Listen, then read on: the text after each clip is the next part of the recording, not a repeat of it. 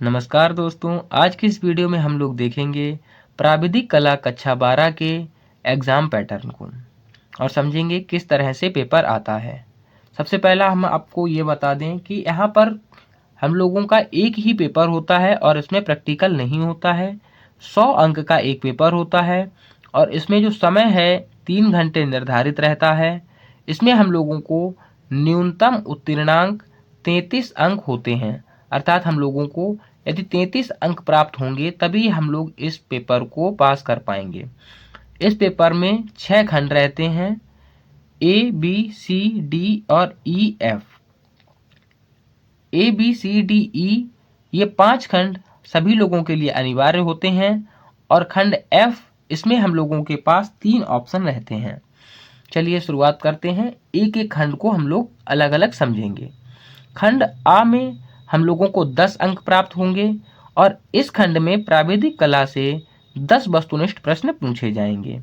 प्रत्येक प्रश्न 1 अंक का होगा और यहाँ पर हम लोगों को इस खंड में 10 अंक प्राप्त होने वाले हैं। इसी तरह से हम लोग आगे बढ़ते हैं खंड वा की ओर। इस खंड में कुल 3 प्रश्न होंगे। इस खंड में कुल 3 प्रश्न होंगे। यदि हम लोग प्रश्न नंबर 1 और 2 को हल करते हैं तो हम लोगों को प्रश्न नंबर 3 नहीं करना है। यदि हम लोग प्रश्न नंबर 3 करते हैं तो हम लोगों को 1 और 2 नहीं करना है। अर्थात यदि किसी व्यक्ति ने विकर्ण मापनी बनाई है तो उसे ये दोनों क्वेश्चन छोड़ देने हैं। यदि इन दोनों क्वेश्चन को आपने अटेम्प्ट किया है तो आपको विकर्ण मापनी नहीं बनानी है।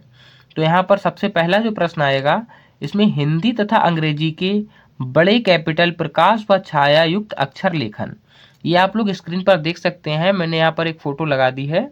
ये इस तरह से आप लोगों को बनाना है, ठीक है। इसी तरह से आगे बढ़ते हैं क्वेश्चन नंबर 2 की ओर और यहाँ पर हम लोगों को तिरछी लिखावट में एक वाक्य लिखना है। ये मैं आप लोगों को यहाँ पर दिखा देता हूँ, ये आप पेपर पर देख लीजिए। इस तरह से हम लोगों को तिरछी लिखावट में एक वाक्य लिखना है जो हिंदी तथा इंग्लिश दोनों लैंग्वेज में अवेलेबल होगा। आप किसी एक में इसे लिख सकते हैं। और यहाँ पर यदि आप लोग विकर्ण मापनी बनाते हैं तो विकर्ण मापनी इस तरह से बनेगी। यहाँ पर देख सकते हैं ये साधारण मापनी है और यहाँ पर ये देख सकते हैं ये विकर्ण मापनी की रचना है। यदि आप लोग ये रचना पूरी करते हैं तो आप लोगों को इस खंड में 12 अंक मिलेंगे। और इसी तरह से हम लोग आगे बढ़ते हैं खंड सा की ओर। खंड सा से भी हम लोगों को 16 अंक प्राप्त होंगे। इस खंड में भी 2 प्रश्न होंगे। उनमें से हम लोगों को केवल एक ही प्रश्न को सॉल्व करना है जो 16 अंक का होगा। और इस खंड में 2 डायमेंशनल अर्थात 2D प्रमेय बनेंगी, जैसे कि त्रिभुज, चतुर्भुज, दीर्घवृत्त, परवलय, अतिपरवलय आदि के क्षेत्रफल संबंधी प्रमेय। ये मैं आपको यहाँ पर कुछ प्रमेय दिखा देता हूँ। इस तरह की प्रमेय आपके पेपर में आएंगी। जैसा ये मैंने एक प्रमेय बनाई है, एक वर्ग की रचना कीजिए जो उस वृत्त के क्षेत्रफल के बराबर हो जिसकी त्रिज्या 3 सेंटीमीटर हो। तो यहाँ पर एक ये प्रमेय बनाई है। और इसी तरह से ये नीचे आप देख सकते हैं, एक वृत्त की त्रिज्या 3 सेंटीमीटर है, इसके क्षेत्रफल के 2 गुने के बराबर एक आयत की रचना करनी है।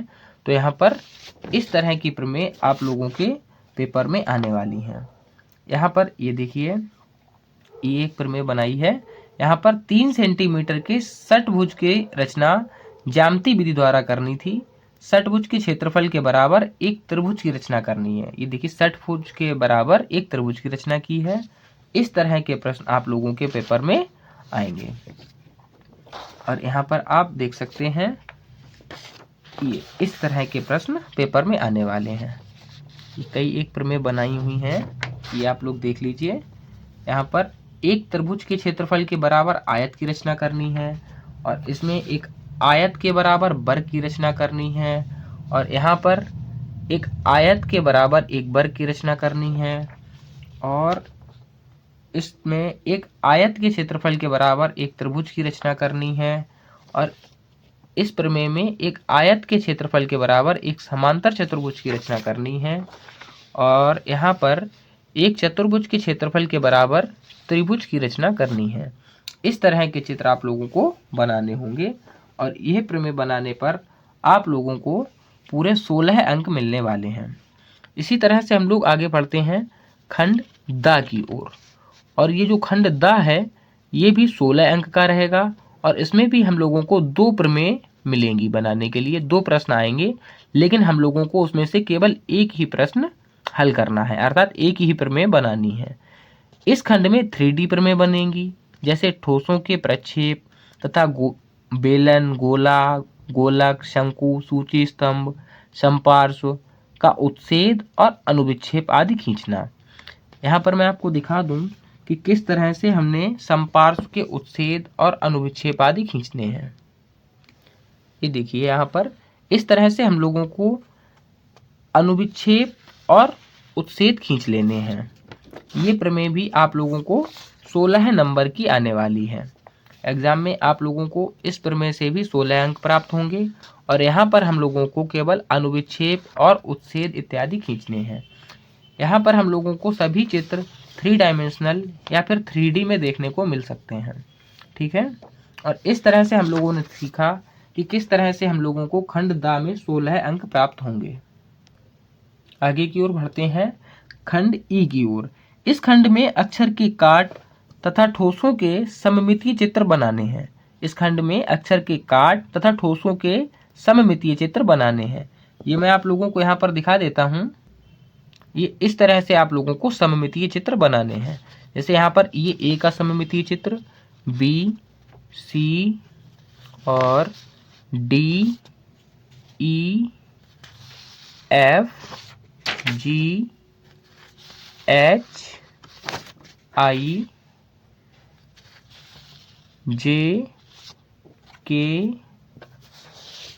L, M,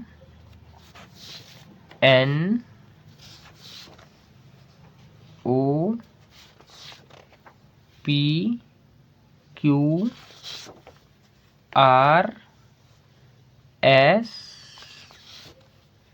T, U, V, W, X, Y और जेड।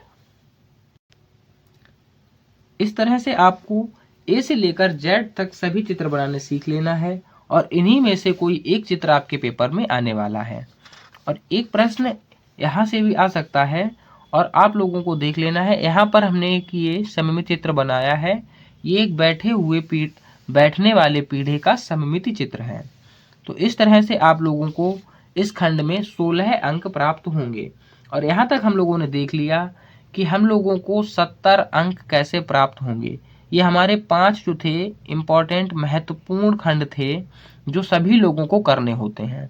अब यहाँ पर आप लोगों के पास ऑप्शन होगा खंड फा में, यहाँ से आप लोगों को 30 अंक प्राप्त होंगे और ये आप लोगों के ऊपर डिपेंड है, ये आप लोग अपनी इच्छा से बना सकते हैं। यहाँ पर 3 खंड होंगे, एक होगा प्रकृति चित्रण, स्मृति चित्रण और प्राकृतिक दृश्य। यहाँ पर आप लोग इन तीनों खंड में से कोई भी एक खंड कर लेंगे और आप लोगों को 30 अंक प्राप्त होने वाले हैं। यदि आप लोग प्रकृति चित्रण बनाते हैं तो इस चित्रण में पुष्प जैसे कनेर, गुड़हल, इनका हम लोगों को पेंजी, कलियां, डंठल, पत्तियों तथा संपूर्ण पौधे का चित्र प्रकृति रंगों में छाया, प्रकाश तथा प्रतिछाया दर्शाते हुए बनाना है। यदि आप लोग स्मृति चित्रण करते हैं तो इस चित्रण में घरेलू बर्तन, क्राकरी, शीशे, एनिमल, अन्य दैनिक जीवन में छोटी छोटी वस्तुएं, पशु पक्षी, कुत्ता, बिल्ली, खरगोश, हिरन, पक्षी, बत्तख, मोर, तोता, मुर्गा, कबूतर, हंस आदि बनाने हैं। यदि आप लोग प्राकृतिक दृश्य बनाते हैं तो इस दृश्य में हम लोगों को उषा काल, मध्यकाल, कोई ऋतु प्रभाव जिसमें मानव, पशु पक्षी, झोपड़ी, आकाश, ये सारी चीजें समावेशित हों, या ग्रामीण जीवन का साधारण झांकी, सामाजिक दृश्य आदि बनाने हैं। इस तरह से हम लोगों ने एग्जाम के पैटर्न को पूरी तरह से समझ लिया है और यहाँ से हम लोगों को पूरे 100 में से 100 अंक प्राप्त हो सकते हैं। हम लोग तैयारी करेंगे 100 में से 100 अंक की।